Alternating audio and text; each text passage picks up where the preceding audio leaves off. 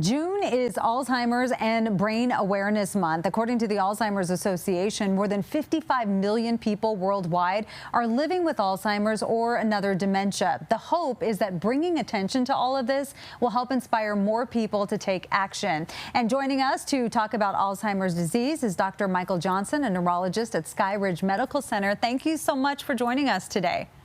Of course, and thank you for having me. Well, first, I want to get to Alzheimer's and the numbers. It affects 6 million people in the United States alone, along with their loved ones and caregivers. What are the early signs and symptoms to look out for? Excellent question. There are many different variants of Alzheimer's, but we tend to think preeminently of memory disturbance as being the primary feature affecting folks with Alzheimer's disease. This is memory disturbances that affect activities of daily living, and oftentimes a heavy reliance on memory aids, friends, and family members that kind of help folks remember essentially what they've forgotten. If things progress, it could lead to memory disturbances that you forget memory words and language and tasks, difficulty paying attention, carrying out simple tasks around the home. So, what are the known causes?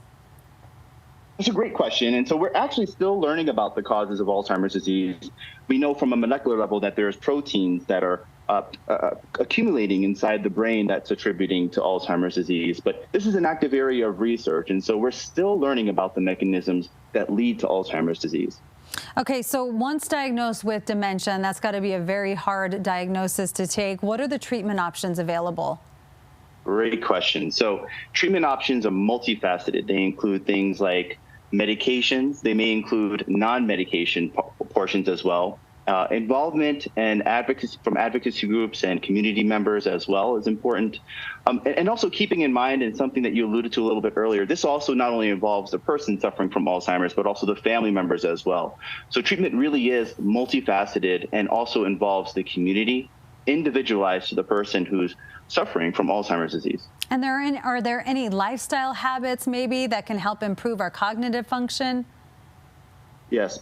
Again, excellent question. According to the CDC, 40% of Alzheimer's disease and Alzheimer's-related dementias can be prevented or delayed. And so there's some simple steps that you could take to reduce risk. That includes things like staying active, maintaining a good blood pressure, preventing and treating any hearing loss, maintaining adequate sleep, maintaining a healthy sleep habits, decrease or healthy diet, decrease in high processed foods, and primarily making sure that you're checking in with your providers and neurologists, especially if you're noticing any early symptoms of Alzheimer's like memory loss.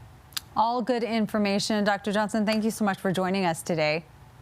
Again, thank you for having me, and be well. Yeah, it's great talking to you. And of course, you can watch this and all of our health interviews on our website, cbscolorado.com.